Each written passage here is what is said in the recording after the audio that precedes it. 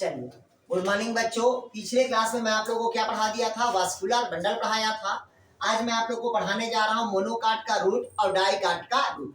But एक शब्द लिख लीजिएगा रूट में, जहां बात आती है कोई भी रूट हो, या मोनोकाट का रूट हो या डाइकाट का रूट, इन दोनों में एक चीज का अभाव होता है, वो है तो हाइपोडर्मिस। ये चीज को नोट करके लिखिएगा कि रूट में हाइपोडर्मिस एब्सेंट होता है।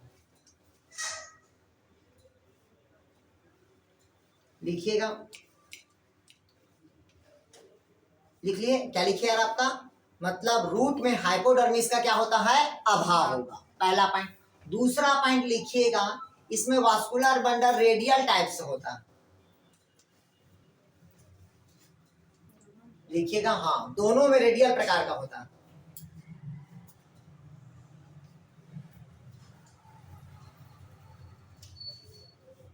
लिख लिए? लिखिए यार, एक पॉइंट और लिखिएगा इसमें, जाइलम फ्लोएम के मध्य में पैरेन्काइमेटस का सेल पाया जाता है। इसमें देखिएगा, जाइलम फ्लोएम के मध्य में पैरेन्काइमेटस का सेल पाया जाता है।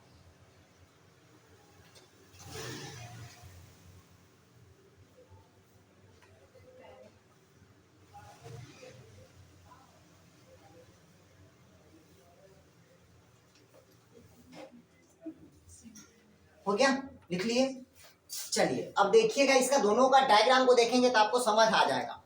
सबसे पहले देखते हैं हम मोनोकाट का, दिखा देखते हैं भी अपन रूट, और दूसरा देखेंगे अपन डाइकाट का रूट की संरचना। ठीक, इधर देखिएगा, अगर मोनोकाट का रूट है ये, तो ऐसे रूट मिलेगा। कौन सा रूट मिलेगा? इस प्रकार का रूट। और इस प्रकार के रूट को हम क्या कहते हैं? एडवांटेज रूट, मतलब अपस्थानिक जड़ी। और इस टाइप के जो रूट होगा वो कौन सा रूट होगा? आपका मूसलाधार, मतलब टैप रूट। क्लियर हुआ? अब कोई भी रूट में के रूट के अलग अलग भाग होता है, ये मैं पढ़ा दिया हूं आपको। ये वाला भाग आता है आपका रूट अपेक्स कहते हैं, ये कहलाता है आपका कैप, रूट कैप कहते हैं। ये कहलाता है आपका ग्रोविंग पॉइंट्स, ये होता है आपका इलांगेशन पॉइंट, ये होता है आपका सेल डिफरेंटेशन, और ये होता है आपका मैच्योरेशन भाग। क्लियर हुआ? तो इससे क्वेश्चन बनता है कि रूट हेयर का निर्माण रूट के किस भाग से होगा? तो मैच्योरेशन भाग से होगा, पहला कंडीशन। ये रूट कैप होगा, रूट कैप में कभी भी कोशिका का विभाजन नहीं होता। इसके जस्ट ऊपर वाले को क्या कहते हैं? क्यू स्कैन सेल बता दिया था। इसी को कहते हैं एपिकल मेरिस्टेम भी बोल देते हैं। जड़ कहाँ है? तो रूट एपिकल मेरिस्टेम। अब हम इसकी सेक्शन कटिंग काटेंगे या इसकी सेक्शन कटिंग काटेंगे तो इसकी संरचना कैसे दिखाई देगा? देखिएगा, पहला देखते हैं मोनोकाट का।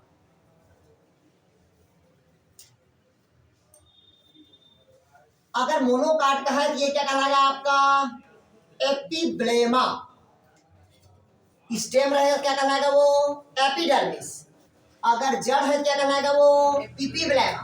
फिर इसके नीचे ऐसे क्या रहेगा? आपका कॉर्टेक्स रहेगा। क्या रहेगा? कॉर्टेक्स।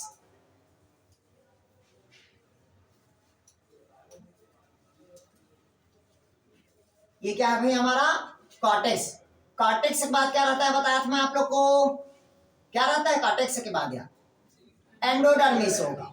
क्या पाया जाता है? एंडोडर्मिस।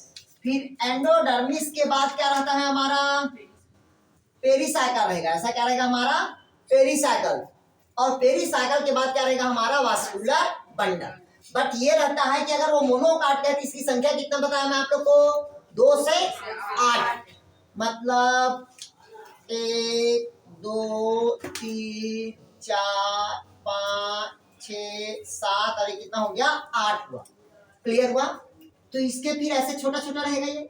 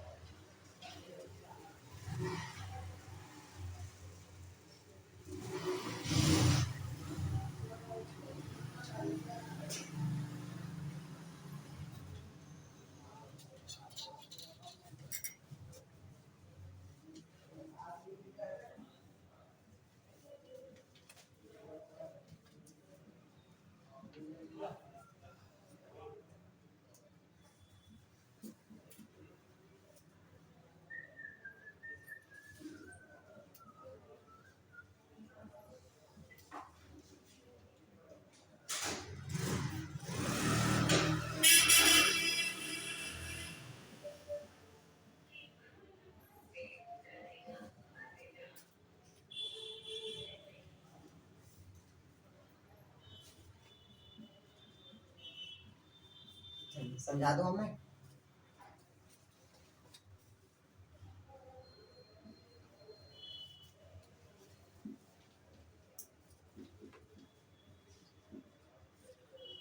हो गया, बन गया? कुछ नहीं, डायग्राम को ज्यादा फोकस नहीं करना है, मेन इसमें जो पॉइंट पूछता है उसको फोकस करना है आप, ठीक है।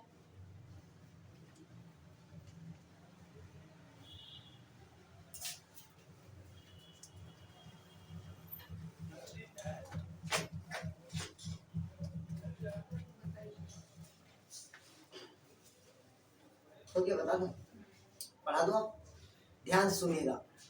इधर देखिएगा, सबसे पहले कौन सा कार्ड कहता है भाई आपका? मोनोकार्ड का रूट। जब मोनोकार्ड के रूट का हम आंतरिक संरचना की बात करते हैं तो इसमें पढ़ने वाली बात सिर्फ दो ही चीज है, बाकी को नहीं है। सबसे बाहर क्या बताया मैं आप लोग को? एपिब्लेमा। कितना लेयर दिख रहा है? तो सिंगल लेयर। और कोई भी एपिब्लेमा हमेशा किसका बना होता है? तो पैरेन्काइमा। किसका बना होता है? पैरेन्काइमा।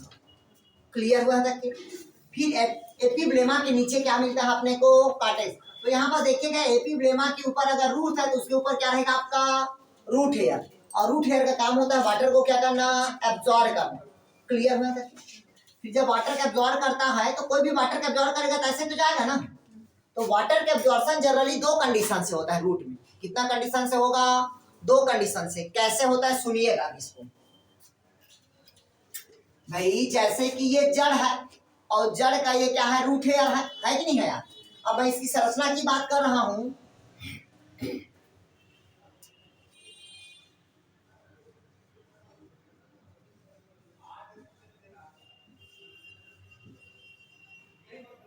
इधर देखिए, अब ये मान लीजिएगा रूट हेयर है, ये क्या है? रूट हेयर है। और रूट हेयर के साथ पास सभी मिनरल न्यूट्रिशन क्या है आपका? उपस्थित है। क्लियर है? उपस्थित। अब ये वाटर है तो वाटर में सभी प्रकार के मिनरल न्यूट्रिशन क्या है? घुलनशील है। अब ये जल को एब्जॉर्ब करता है। कौन सा जल को एब्जॉर्ब करता है पौधा? तो कैसिकत जल, मतलब कैपिलरी वाटर को। अब कैपिलरी वाटर को पौधा क्या किया? एब्जॉर्ब करेगा। तो जब एब्जॉर्ब करेगा तो देखिए एक ऐसा कंडीशन से एब्जॉर्ब कर रहा, कर रहा है कि नहीं कर रहा? मतलब कहता है कि ये एपिडर्मिस, फिर ये कॉर्टेक्स के मध्य से, फिर कॉर्टेक्स के मध्य से, फिर एंडोडर्मिस। मतलब कहता ये है कि एक कोशिका, दो कोशिका, तीन कोशिका, चार कोशिका, ऐसे कोशिका है कि नहीं है? तो इसमें जो जल का एब्जॉर्प्शन हो रहा है वो कैसा हो रहा है? ऐसे कोशिका के बीचों बीच हो रहा है। दिख रहा है आपने को? मतलब कोशिका के सेंटर से हो रहा है, मतलब प्रोटोप्लाज्म से जल का एब्जॉर्प्शन हो रहा है, तो उसको कहते हैं सिम्प्लास्ट। इसका मोबाइल है, ठीक है। अगर कोशिकाओं के प्रोटोप्लाज्म से मध्य से हो रहा है जल का एब्जॉर्प्शन तो उसको कहते हैं सिम्प्लास्ट कहेंगे। तो इसको जल का एब्जॉर्प्शन किस प्रकार से कर रहा है? सिम्प्लास्ट के रूप में कर रहा है। ध्यान से समझिएगा। जैसे कि एक कोशिका है, अगर जल का एब्जॉर्प्शन मेरे यहां से कर रहा है, बीचों बीच जल का एब्जॉर्प्शन, इसको छेद के वाटर का एब्जॉर्प्शन कर रहा है, तब वो क्या कहलाएगा? सिम्प्लास्ट कहलाएगा। क्लियर हुआ है तक के? मतलब कहता है कि यहाँ से रूट हेयर से आया और एक कोशिका के बीचों बीच से आ रहा है, देखिए, फिर एंडोडर्मिस आ रहा है, फिर ये जाइलम जा रहा है, कि नहीं जा रहा है? मतलब कोशिका के मध्य से वाटर का एब्जॉर्प्शन हो रहा है तो उसे क्या कहेंगे? सिम्प्लास्ट कहेंगे। पहला कंडीशन आ गया समझ। दूसरा, अगर जल का एब्जॉर्प्शन अगर अंतराकोश के अवकाश से हो रहा है, ये देखिएगा अंतराकोश के अवकाश, मतलब है देखिएगा ये अंतराकोश के अवकाश से जल का एब्जॉर्प्शन हो रहा है, ये देखिएगा ये ऐसे आ रहा कि नहीं आ रहा है? अंतराकोश के अवकाश से जल का एब्जॉर्प्शन हो रहा। कहां से हो रहा है? अंतराकोश के अवकाश से जल का एब्जॉर्प्शन। मतलब दो लोग बैठे हो तो दोनों कैसे बीच से निकल रहा है, यहां से निकल रहा, तो उस कंडीशन से जल अगर जल का एब्जॉर्प्शन करता है तो उसको कहते हैं एपोप्लास्ट कहेंगे। क्या कहेंगे उसको? एपोप्लास्ट। क्लियर हुआ? जैसे देखिएगा यहां से ऐसे जल का एब्जॉर्प्शन कर रहा है तो वो क्या कहलाएगा? एपोप्लास्ट। लिख लीजिएगा कि पौधों में जल का एब्जॉर्प्शन दो प्रकार से होता है, ठीक। अगर कोशिकाओं के मध्य से होता है तो सिम्प्लास्ट कहते हैं उसको।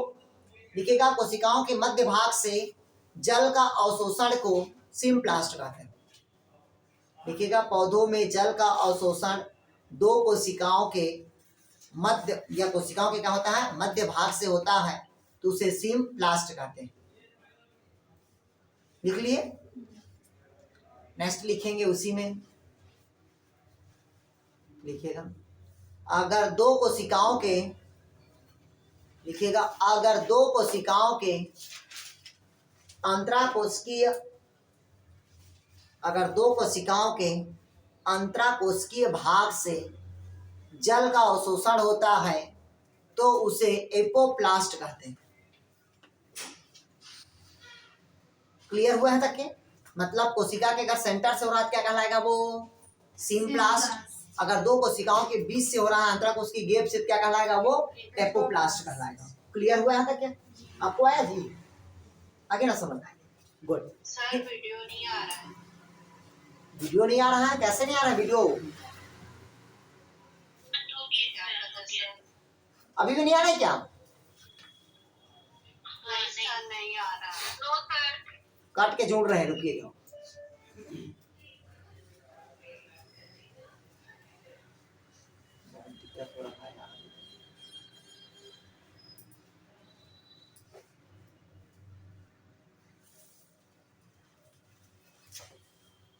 देखिएगा,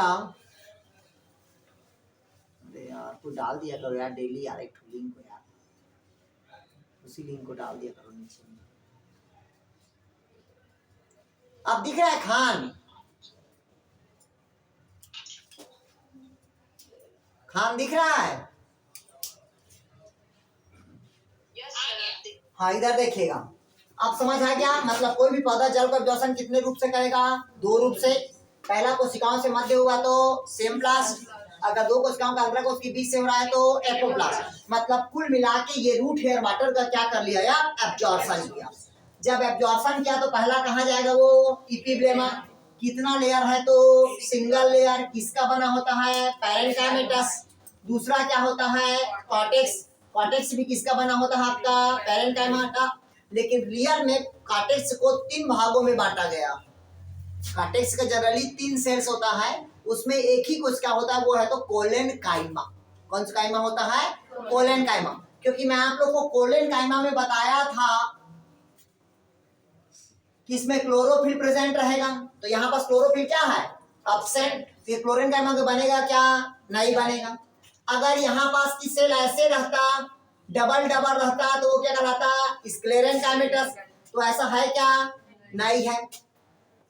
अगर ये कोशिका है और कोशिका के बीच में अगर छोटा गैप है या बड़ा गैप है तो उसे क्या कहते हैं? एरेनकाइमा। तो इसमें एरेनकाइमा ना बोल के हम इसको क्या कहते हैं? अंतराकोशिकीय अवकाश कहते हैं। अगर कॉर्टेक्स किसका बना रहता है पूछेगा तो सिर्फ किसका बना होता है? आपका पैरेन्काइमा। क्लियर हुआ है तक? कोई डाउट कहीं पास? अब कॉर्टेक्स के नीचे आते हैं, ये देखिएगा, ये रहेगा, ये जो दिख रहा है ना, ये वाला, ये क्या कहलाएगा आपका? एंडोडर्मिस। कितना लेयर बना होता है तो? Single layer. कौन सी कोशिका का बना होता है तो? स्क्लेरेनकाइमेटा। हमेशा डेड सेल का बना होता है, मृदुतक कोशिकाओं का।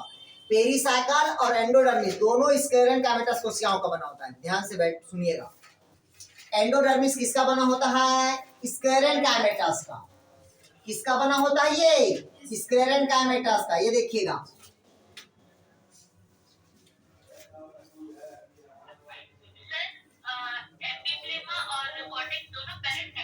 हाँ दोनों शेप अलग अलग है, लेकिन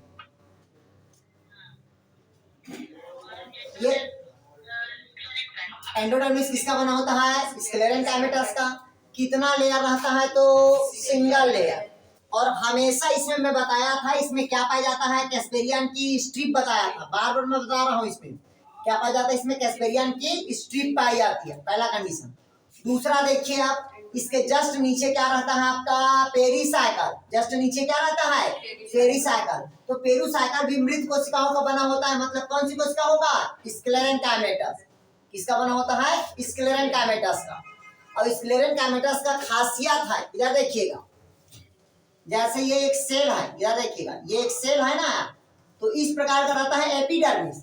लेकिन एंडोडर्मिस जो होता है वो ऐसे रहता है, पैरल सेल का होता है। ऐसे ढोलक बजता है, देखे ना, ये समझ, इस प्रकार का रहता है, वो क्या कहलाएगा आपका? एंडोडर्मिस। ये बैरल शेप होता है और हमेशा इसकी सेल कितना होती है तो? 2 होता है। इस कारण इसको क्या कहते हैं? मृत सेल कहा जाता है। क्लियर हुआ तक? फिर इसके नीचे क्या बताया मैं आप लोग को, पेरिसाइकल। कौन सा बताया आपको, पेरिसाइकल। सॉरी, कहाँ गया, नहीं लिख पाया क्या, नहीं लिख पाया हूँ, इधर देखिए, ये कहलाएगा आपका पेरिसाइकल। सर एंडोडर्मिस में डबल होगा ना सेल? एंडोडर्मिस में हमेशा लेयर सिंगल है, लेकिन उसकी अंदर की जो सेल होगा वो दो रहता, क्योंकि मृत सेल है, हमेशा उसमें डबल लिखा था स्क्लेरन कैविटस में। क्लियर हुआ है तक? फिर एंडोडर्मिस के नीचे क्या रहेगा आपका, पेरिसाइकल। एंडोडर्मिस के नीचे क्या रहेगा आपका, पेरिसाइकल। ये एंडोडर्मिस है तो इसके नीचे ये क्या है आपका, पेरिसाइकल है। ये क्या है आपका, पेरिसाइकल। क्लियर हुआ? इसके बाद देखिएगा, इस प्रकार के जो ऐसे दिखाई दे रहा है आपने को, अंदर की तरफ क्या दिखाई दे रहा है, बड़ा सेल, बाहर की तरफ क्या दिखाई रहा है, छोटा सेल। तो जो अंदर सेल होगा ये हमेशा क्या कहलाएगा, मेटाजाइलम। क्या कहलाएगा ये, मेटाजाइलम। और बाहर की तरफ रहेगा वो कौन सा जाइलम होगा आपका, प्रोटोजाइलम। और जाइलम की संख्या कितना हो सकता है, 2 से 8 होगा। और इसका हमेशा गोलाकार होगा, ध्यान से सुनिएगा, हमेशा मोनोकाट में जाइलम क्या रहेगा, गोलाकार। जैसे देखिएगा ये 2, 3, 4, 5, 6, 7 भी हो सकता है, आया समझ, 5 भी हो सकता है, 6 भी, मतलब 2 से कितना होता है, 8। लेकिन जनरली वास्कुलर बंडल मोनोकाट के पौधे के रूट में क्या होता है, ज्यादा होता है, और डाइकाट में हमेशा क्या होता है, कम। ये दिमाग में बैठा। अब ये नहीं सोचना है कि डाइकाट है तो उसमें ज्यादा होता होगा, मोनोकाट में कम, ऐसा नहीं है। मोनोकाट में क्या होगा, ज्यादा होगा। आगे समझ? तो ये क्या कहलाएगा आपका, जाइलम। और इसी जाइलम के बीच बीच में, जाइलम के क्या होता है, बीच बीच में, जैसे ये जाइलम हुआ और ये जाइलम, तो इसके बीच में यहाँ पास क्या रहेगा, फ्लोयम रहेगा। यहाँ पास बीच में क्या रहेगा, फ्लोयम। इसीलिए मैं आप लोग को बताया था कि जाइलम और फ्लोयम के बीच में, जैसे ये जाइलम हो गया, इसके बीच में क्या रहेगा, पेरेंकाइमेटस सेल रहेगा। और बताया यार मैं आप लोग को यार, तो दोनों जाइलम के बीच में भी क्या रहेगा आपका, फ्लोयम। और दोनों क्या होता है, एक ही लाइन पे रहता है, ऐसे सीक्वेंस में रहता है। जैसे कि ये है आपका गोल, यहाँ पास आपका क्या है, ये देखिएगा जाइलम, जाइलम है कि नहीं है यार? इसके बीच बीच में हमेशा क्या रहेगा आपका, फ्लोयम रहेगा। और इसका सीक्वेंस क्या है, रेडियल होगा। आगे समझ है? तो इसमें अगर संख्या बस क्या रखना है, 2 से 8 क्या रहता है, इसमें वास्कुलर बंडल रहता है, कहानी खत्म। और इसके बीच में क्या रहता है आपका, पित्त रहता है। और पित्त की संख्या इसमें क्या होता है, ज्यादा होता है, ये याद रखें, लिख लो, पित्त इसमें ज्यादा होता है। पित्त का कुछ नहीं काम होता है, ल्यूमेन भरा होता है, द्रव भरा होता है। तो क्या लिख लिए यार? आगे बढ़े। अब अगला देखते हैं डाइकाट का। बस अंतर इसमें दोनों का क्या है, वास्कुलर बंडल बस में इसमें है, बाकी में अंतर नहीं है। सर पित्त ज्यादा होता है तो सिर्फ मोनोकाट में होता है या रूट में होता है? मोनोकाट के हर प्लांट के स्टेम में होगा, रूट में होगा। अधिकतर मोनोकाट में पित्त की मात्रा क्या होगी, ज्यादा होती है, और डाइकाट में पित्त की मात्रा क्या होती है, कम होती है। क्लियर हुआ? चलिए अब देखते हैं अपन डाइकाट का, देखते हैं किसका, देखते हैं भाई अपन डाइकाट का।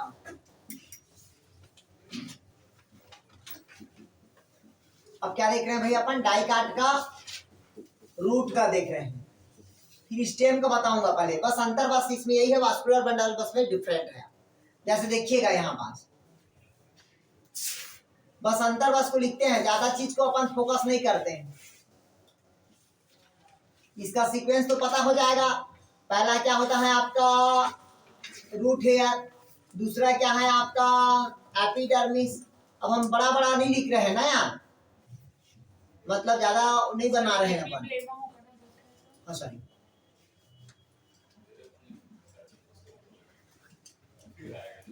ये कॉर्टेक्स है।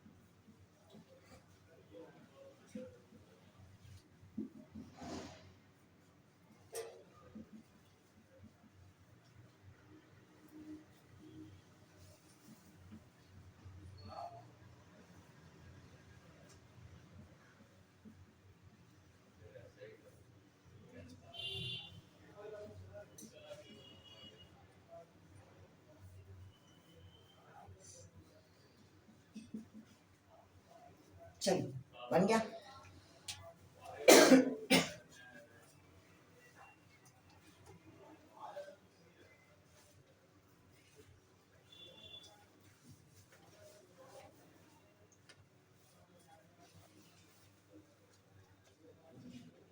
हो गया, आगे बढ़े, बता दो इसको।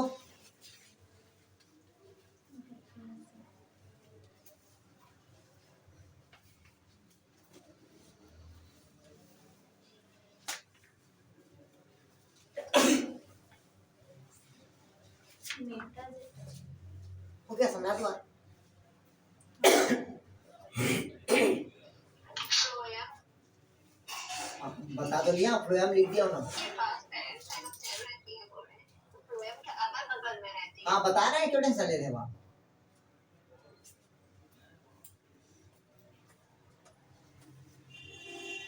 हो गया, आगे बढ़े, समझा दूं इसको मैं। ध्यान से सुनिएगा। पहला क्या आता है, डाई कार्ड का क्या देखते हैं भैया अपन, रूट। डाई कार्ड का रूट में देखिएगा सब जगह यही क्या रहेगा आपका, इपीब्लेमा रहेगा। क्या रहेगा आपका, इपीब्लेमा। और इपीब्लेमा है तो मतलब उसमें क्या रहेगा आपका, रूट हेयर। और रूट हेयर है तो वाटर को क्या करेगा, एब्जॉर्प्शन करेगा। लेकिन मैं आप लोग को बता दिया था, टीनोस्पोरा का पौधा का जो जड़ होता है वो क्या काम करता है बताया था। नहीं वो क्या बोलते हैं, फोटोसिंथेसिस की क्रिया में क्या करता है बताया था, भाग लेता है बताया था। क्लियर है, क्या करता है तो भाग। और दूसरा होता है आपका जेट्रोफा। उन दोनों का जड़ क्या करता है, प्रकाश संश्लेषण की क्रिया में भाग लेता है। बाकी का जड़ प्रकाश संश्लेषण की क्रिया में भाग नहीं लेता। ये क्लियर हुआ। क्यों लेता है, क्योंकि उसमें क्लोरोफिल क्या रहता है, पिगमेंट्स होता है। ये आ गया समझ। क्योंकि उसमें कौन सी होती है, क्लोरेनकाइमा होता है, क्लोरोफिल वाला। आ गया समझ रखे। ये आपको जो दिख रहा है गोल मटोल, ये क्या है आपका, कॉर्टेक्स है। और कॉर्टेक्स मतलब क्या है, पैरेन्काइमेटस सेल्स। फिर कॉर्टेक्स के नीचे अपन जो देखेंगे वो क्या है आपका, एंडोडर्मिस। ये मोनोकॉट डाइकॉट दोनों में क्या है, इक्वल है। फिर एंडोडर्मिस के बाद क्या है आपका, पेरिसाइट, ये भी इक्वल है। जैसा मोनोकॉट में वैसी डाइकॉट में। अब बात होती है इसमें किसकी बात आती है, वास्कुलर बंडल की। तो वास्कुलर बंडल में देखिएगा ये जाइलम है, ये पूरे क्या है, जाइलम है। जाइलम की संख्या कितना है, 4। और दोनों जाइलम के बीच बीच में क्या है आपका, तो फ्लोएम की संख्या कितना होगा, 4। मतलब इसकी संख्या 2 से कितना होगा, 4। किसकी संख्या, तो वास्कुलर बंडल की। क्लियर हुआ है तक की। अब बात होती है कि इसका जो बड़ा गैप होता है, मतलब लार्ज सेल रहेगा, उसे क्या कहते हैं, मेटाजाइलम। और जो बाहर की तरफ है वो क्या कहलाएगा, प्रोटोजाइलम। तो ये मेटाजाइलम और इसकी मेटाजाइलम दोनों आपस में क्या हो जाता है, कि जुड़ जाता है। इस कारण पीत क्या रहता है, एब्सेंट। मतलब स्टार्टिंग में प्रेजेंट रहेगा। ध्यान सुनेगा, शुरुआती दौर पे जड़ में पीत क्या रहेगा, प्रेजेंट। लेकिन जैसी जैसी जड़ विकसित होते जाएगी तो पीत इसमें क्या हो जाएगा, एब्सेंट। क्लियर नहीं आया समझ। अब इसी से कथन और कारण में अगर क्वेश्चन दे दिया तो कंफ्यूज नहीं होना। कथन और कारण से अगर क्वेश्चन दिया तो कंफ्यूज नहीं होना। जैसे पहला ऑप्शनल दिया आपसे, चलिए बताइएगा कि पहला ऑप्शनल है, डाई काट के जड़ में पीत प्रेजेंट होता है, पहला। दूसरा, डाई काट के जड़ में पित्त का अभाव होता है। तीसरा, A+B होगा। चौथा, इनमें से कोई नहीं। तीसरा दोनों हुआ। अगला क्वेश्चन दे दिया कि शुरुआती दौर में जाए, मतलब रूट में क्या पाया जाता है आपका, पित्त प्रेजेंट होता है। बाद में अल्प विकसित होता, ठीक। और अंत में पूरी तरीका से नष्ट हो जाता है। क्लियर हुआ, कंफ्यूज नहीं होना कथन कारण से। आया समझ है, कोई डाउट कहीं पास, ये बन जाएगा। सिर्फ मोनो का डाई काट के रूट में क्या अंतर देखने को मिला, पीथ और वास्कुलर बंडल, बाकी सब समान है। कोई डाउट कहीं पास। अब अगला लिखिएगा स्टेम। आप लोगों को समझ आया जी, सुमित्रा, सबा, रंजना, ज्योति, नेहा। सर थोड़ा सा लगता है वीडियो वास्कुलर बंडल, थोड़ा सोचिए को वास्कुलर बंडल को डायग्राम थोड़ा क्लियर नहीं है, समझ में नहीं एक बार वो अंदर के अच्छा वास्कुलर बंडल अंदर को, इधर देख लिए वास्कुलर बंडल अंदर को यार। इधर देखेंगे आप लोग, ये जो बड़ा बड़ा सेल दिख रहा है आपने को, ये देखिएगा, ये बड़ा बड़ा दिख रहा है आपने को। उसके बाद देखिएगा छोटा छोटा होते जा रहा है। अंदर बाहर की ओर बड़ा है, अंदर की ओर छोटा है। गधो, अंदर की तरफ बड़ा है, ये देखिएगा, ये बाहर है और ये अंदर है। तो अंदर में क्या रहेगा आपका बड़ा बड़ा, और बाहर में हमेशा क्या रहेगा छोटा छोटा। आया समझ? गेप ज्यादा है इसमें। इसका इसको क्या कहेंगे, मेटाजाइलम, और छोटा इसका क्या कहते हैं, इसको प्रोटोजाइलम। ये जाइलम है, पूरी क्या है, ये जाइलम है। उसी प्रकार से इधर भी क्या रहेगा, जाइलम। मतलब जाइलम हमेशा इस प्रकार से रहता है। इधर देख लो आप लोग,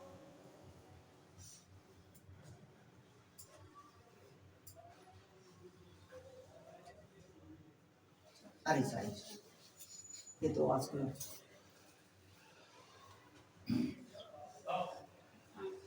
इस प्रकार का रहेगा, समझ जाना वो। क्लियर हुआ? ये भी जाइलम है, क्या ये बड़ा है, ये भी जाइलम है बड़ा, ये भी जाइलम है और ये भी जाइलम है, ठीक। और ये सब क्या है, प्रोटोजाइलम। अब आ गया समझ? तो बीच में गैप बना क्या इसका, नहीं बना। शुरुआती दौर पे रहता है और अंत में दोनों क्या हो जाता है, जुड़ जाता है। इस कारण देखिएगा छत्तीसगढ़ में ढेकी बनता है। ढेकी जानते हैं, ढेकी बनता है ना, धान कुटने वाला। तो कभी उसके तना का बनता है क्या कुटने के लिए, अरे जो नीचे रखते हैं आप, ठीक है। हमेशा पौधे के जड़ को ही बनाया जाता है, क्योंकि जड़ में हमेशा क्या होता है, जाइलम ठोस होता है, मजबूत होता है, वो सड़ता नहीं है, क्योंकि उसमें किसका जमा होता है, लिग्निन और सुबेरिन का। इस कारण आज भी गांवों में जो कुआं बनता है उसके नीचे जगत लगाया जाता है, वो सिर्फ जड़ का ही लगाया जाता है। आया समझ, ठोस मजबूत पार्ट्स का। इस कारण इसमें कोई भी बैक्टीरिया वायरस ग्रो नहीं करता। आया समझ में तक नहीं आया? हमेशा जड़ को ही बनाया जाता है, क्यों? क्योंकि जाइलम में क्या होता है, लिग्निन सुबेरिन का जमा होता है, क्योंकि वो बहुत कठोर होता है, मजबूत होता है। क्लियर हुआ? दूसरा, अब अगला लिखिएगा आप लोग। अब मोनोकाट स्टेम देखेंगे। क्या देखेंगे भाई, मोनोकाट स्टेम। चलिए मोनोकाट स्टेम देखते हैं अपन। सर इसमें किस प्रेजेंट होता है कि नहीं? क्या चीज? पित शुरुआती दौर में प्रेजेंट रहता है, फिर बाद में एब्सेंट हो जाता है। बताया तो हूं ना अभी।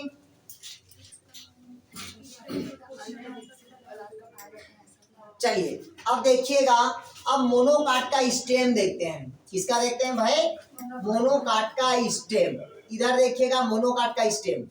सबसे पहले देखिएगा ये पौधे का तना, और तना का स्पेशल लक्षण कौन बताएगा हमको, चलिए बताइएगा। तना में ऐसे क्या डिफरेंट रहता है जो तना बोल देते हैं, और जड़ में ऐसे क्या डिफरेंट रहता है जिसको जड़ कह देते हैं? दोनों में डिफरेंट क्या है?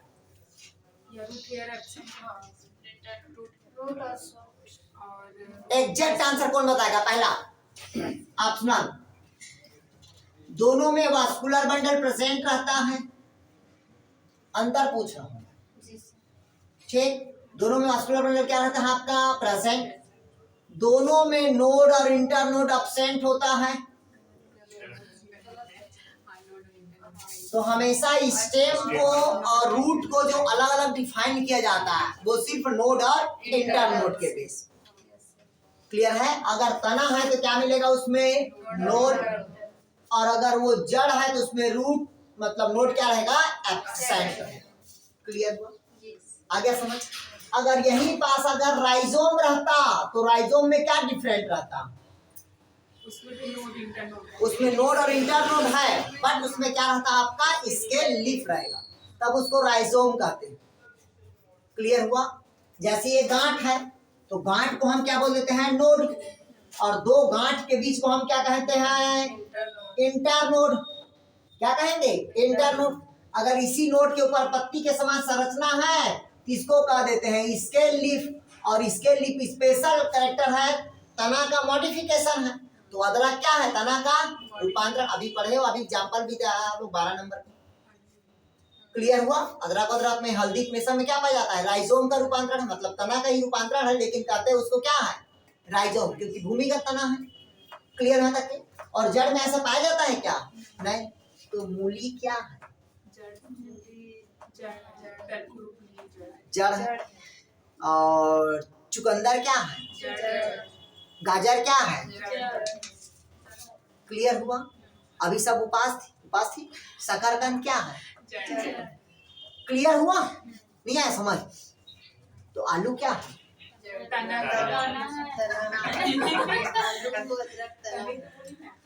बोला ना, जिसमें नोट और इंटर नोट रहेगा वो तना।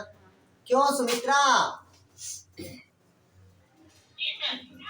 तो जिमी कांदा क्या है,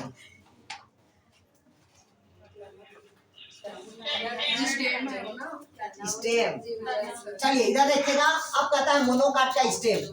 इधर देखेगा, सबसे पहले मोनोकाट का जो स्टेम होता है, जड़ जड़ जड़ है, जिमी कांदा बरगड़ी पाया हुआ। इधर देखिएगा, ये सबसे पहले मोनोकाट के स्टेम में सबसे बाहर की तरफ क्या रहेगा आपका, एपिडर्मिस रहेगा।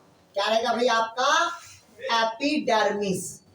कितना लेयर रहता है आपका, सिंगल लेयर। फिर एपिडर्मिस के बाद इसमें जो लेयर रहता है, गोल से बता रहा हूं, इसमें गोल दिखाया है, तो सबसे बाहर को अपन क्या कहते हैं भाई, एपिडर्मिस। क्या कहते हैं भाई इसको, एपिडर्मिस। तो बाहर क्या कहलाया इसका, एपिडर्मिस। स्टेम पढ़ रहे हैं ना, तो एपिडर्मिस कहलाएगा। फिर एपिडर्मिस के नीचे इसमें कार्टेक्स को हम अलग अलग भागों में बांट देते हैं, जिसको कहते हैं हाइपोडर्मिस कहते हैं। अब इसमें क्या रहेगा भाई आपका, हाइपोडर्मिस रहेगा। क्या रहेगा आपका, हाइपोडर्मिस। कौन सा डर्मिस रहेगा भाई आपका, हाइपोडर्मिस।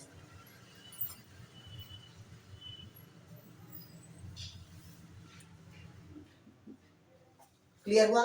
फिर हाइपोडर्मिस के बाद इसमें एंडोडर्मिस, पेरीसाइकल दोनों क्या रहेगा, एब्सेंट रहेगा। ध्यान सुनिएगा, क्या क्या एब्सेंट रहेगा इसमें, एंडोडर्मिस और पेरीसाइकल क्या रहेगा, एब्सेंट। बट इसमें वास्कुलर बंडल क्या रहेगा आपका, प्रेजेंट रहेगा।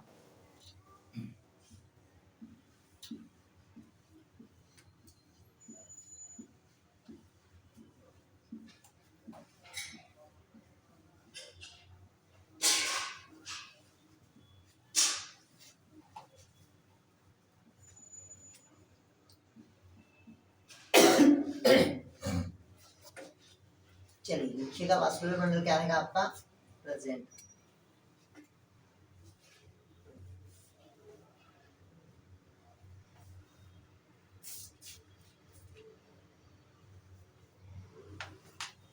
तो क्या समझा दो आप,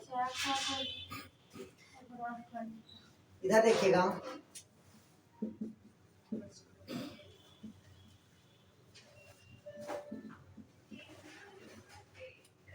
चलिए इधर देखिएगा, ऐसे हम क्या खिला दे, मिसेस आज खड़ा सारा कर।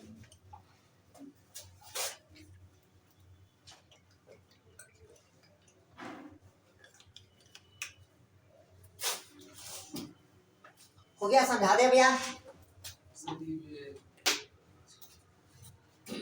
हाँ जी बोलिए। वास्कुलर बंडल फिक्स रहेगा क्या, नहीं अभी बताया।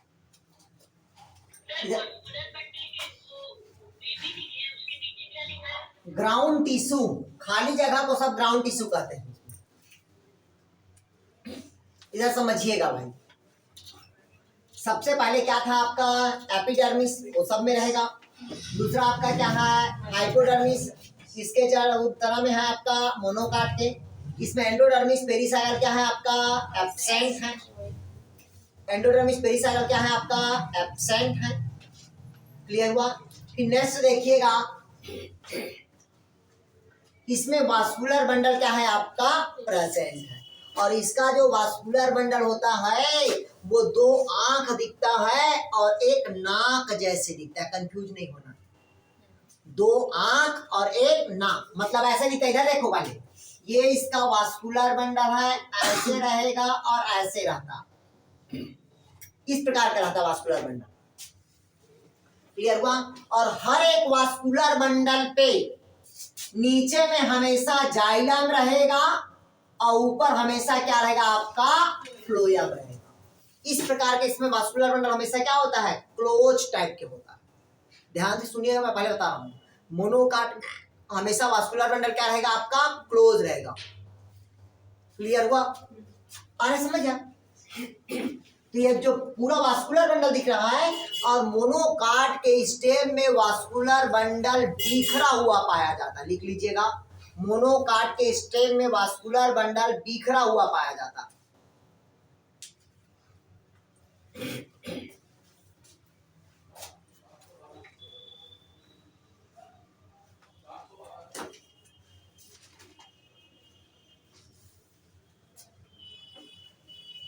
हो गया। सर उसमें क्या बोलते हैं, जाइलम ऊपर में कि नीचे में क्या?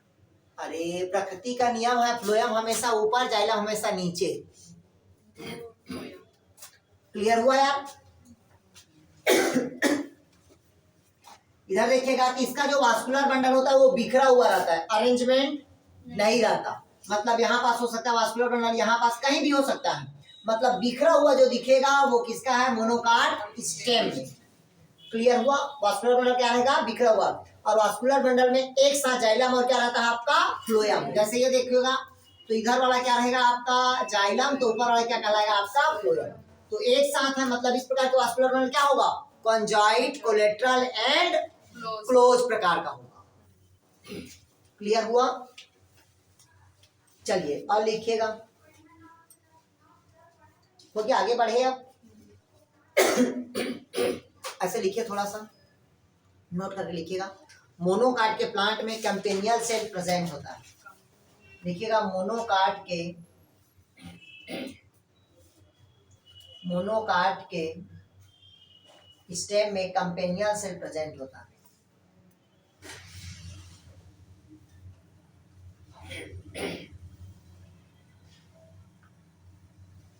और तना में स्टेम क्या रहता है, वो क्या रहेगा, पीठ क्या रहेगा, नहीं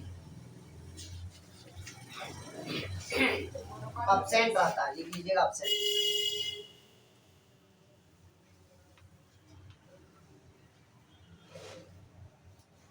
लिखिए, थोड़ा सा नोट कर लिखिएगा। मक्का के संवहन बंडल में, लिखिएगा नोट करके, मक्का के संवहन बंडल में क्रस्ड फ्लोएम पाया जाता है। क्रस्ड मतलब फ्यूज प्रकार के फ्लोएम पाया जाता है।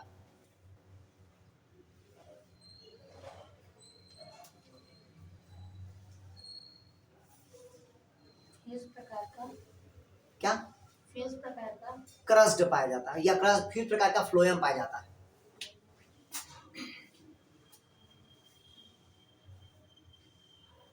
लिख लो, मक्का कौन सा प्लांट है रे, C4 प्लांट है।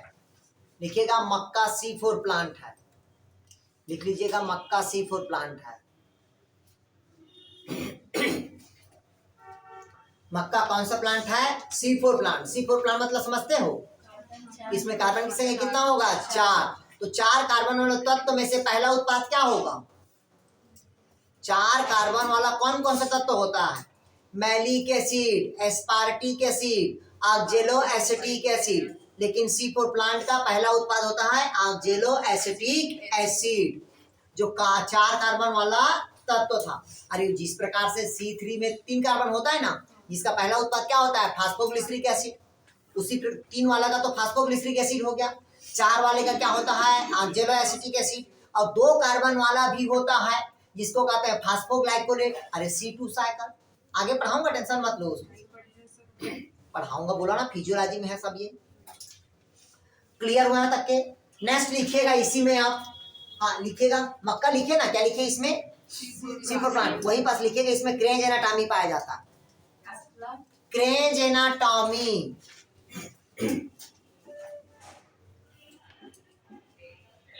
लिखिएगा, C4 प्लांट मक्का में क्या पाया जाता है, क्रेंज एनाटॉमी पाया जाता है। अब क्रेंज एनाटॉमी है तो मैं बता दूंगा अंदर क्या रहता है और बाहर क्या रहता है। ठीक, अंदर हमेशा बंडल शीत रहता है और बाहर मीजोफिल का सेल होता है। इस प्रकार की संरचना को क्रेंज एनाटॉमी कहते हैं। सर यहाँ लीफ में होगा ना ए सुमित्रा बंद करो आवाज तेरा। इधर देखिएगा, क्रेंज एनाटॉमी मींस क्या होता है, ध्यान से समझिएगा। अंदर की तरफ हमेशा क्या रहता है, ऐसे बंडल शीट रहेगा। पहले समझ लीजिएगा, अंदर की तरफ क्या है आपका बंडल शीट, और इसके बाहर क्या रहता है आपका मेसोफिल की सेल होगा। बाहर क्या रहता है आपका मेसोफिल की सेल, ये मेसोफिल की सेल होगा, और अंदर में क्या रहता है आपका बंडल शीट। इस प्रकार की संरचना को ही हम क्या कहते हैं, क्रेंज एनाटॉमी कहते हैं।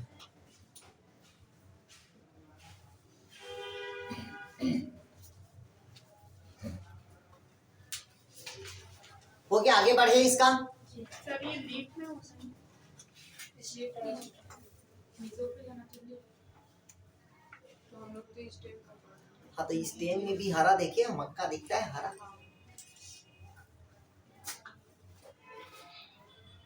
हो गया, लिख लिए। हाँ जी बोलिए। सर जैसे हम लोग मस्कुलर फाइबर पढ़े, रेडियम कंजॉइड माइग्रेटर इम्पिडेंस हाँ। ये सब पढ़े, और जब हम लोग टेरिडोफाइटा ये सब पढ़े थे तब हम लोग स्टाइल पढ़े थे। तो स्टाइल नहीं, स्टील पढ़े थे। अरे गधो ध्यान से सुनो, दोनों में क्या डिफरेंट है, इधर पहले समझ लो। अभी तक के हम इसके में वास्कुलर बंडल पढ़े हैं। इस वास्कुलर बंडल में अपने को क्या देखने को मिल रहा है, कैम्बियम, क्योंकि उत्पत्ति के आधार पर, ओरिजिन के आधार पर पहले आया था टेरिडोफाइटा। तो टेरिडोफाइटा में हम वास्कुलर बंडल को क्या कहते थे, स्टील कहते थे। तो उसमें मैं आप लोग को बताया भी हूँ, स्टील अलग अलग प्रकार का होता है, जैसे प्रोटो स्टील के प्रकार पढ़ाया हूँ। पहला एक्टिनो स्टील, दूसरा प्लेक्टो स्टील, तीसरा मिक्स स्टील, नहीं पढ़ाया हूँ यार। Yes sir. फिर प्रोटो स्टील के बाद पढ़ाया हूँ आप लोग को साइफेनो स्टीलिक स्टील, फिर सोलेनो स्टीलिक स्टील पढ़ाया हूँ, फिर पॉलीसाइक्लिक स्टील बताया हूँ, नहीं बताया हूँ यार। फिर डिप्टोसाइक्लिक स्टील बताया हूँ। ये सब किसने पढ़ाया आपको, टेरिडोफाइटा। तो उत्पत्ति के आधार पर उसके वास्कुलर बंडल को हम स्टील कहते थे, जिसको ईसाऊ नामक वैज्ञानिक ने दिया था, बताया था, नहीं बताया था यार। मतलब स्टील को किसने बताया था, ईसाऊ, और प्रोटो स्टील को सेक्स नामक वैज्ञानिक ने बताया था। ये पूरे लिखवाया हूँ A to Z में टेरिडोफाइटा में।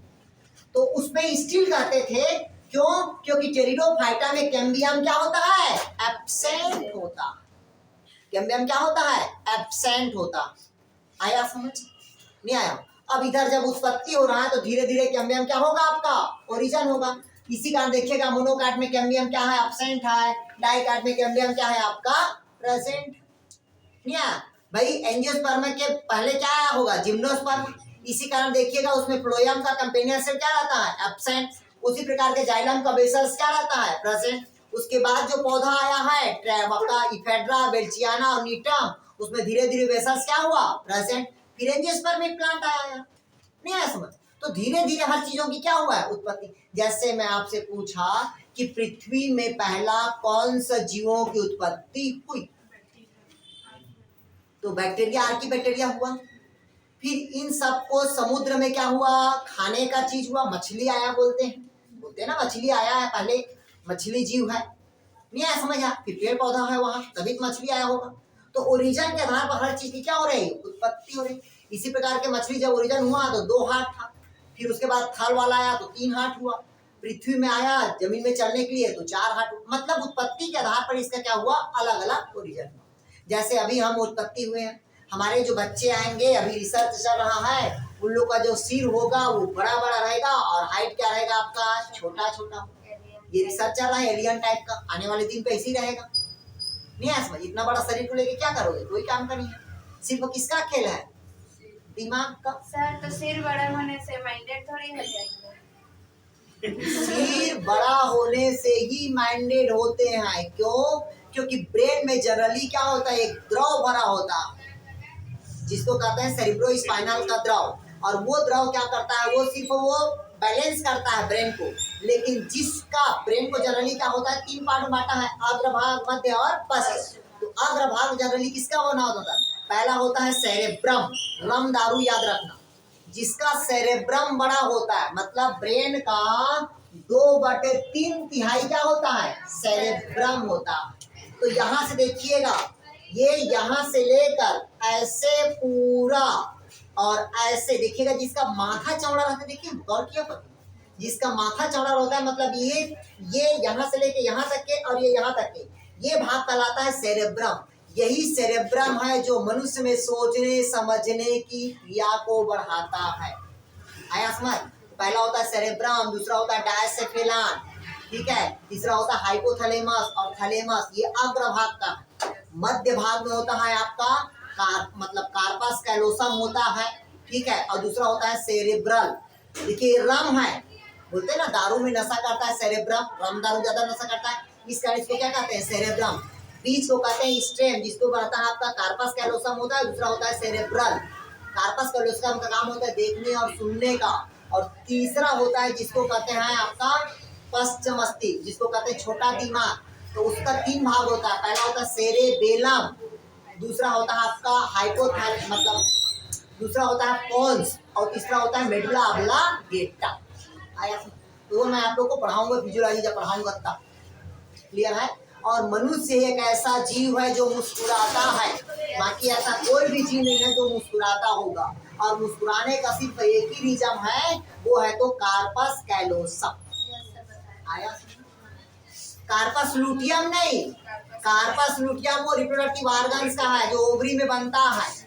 वो जब तक बन रहता है, जब तक मम्मी प्रेग्नेंट रहती तब तक वो यूट्रस को डेवलपमेंट करता है, वो कार्पस लुटियम है, लूट लो। और जो मस्तिष्क में रहता है वो कार्पस कैलोसम है, इस कारण मनुष्य मुस्कुराता है। आया समझ? तो आगे मैं पढ़ाऊंगा, उसका टेंशन मत लो। मैं बोला ना फिजियोलॉजी आप लोग को देखने की जरूरत ही नहीं है, एक बार पढ़ोगे सॉलिड। क्लियर हुआ? तो पहले ये देखिएगा, आगे समझ आ तक के मतलब मोनोकाट में क्या देखे अपन, स्टेम में देखे। इसमें क्या याद रखने का है, इसमें वास्कुलर मंडल हमेशा क्या रहता है आपका, बिखरा हुआ रहेगा, बस ये याद रखना है आपने। क्लियर हुआ? कभी भी इसका वास्कुलर मंडल अरेंजमेंट नहीं होगा। आ गया समझ? इसमें एंडोडर्मिस पेरिसाइकल क्या बताया मैं आप लोग को, एब्सेंट बताया। क्लियर हुआ? बच्चे आ गए क्या? कितना बजा? 9:15 आज के दिन रहता है कि कल के दिन रहता है हमारा? आज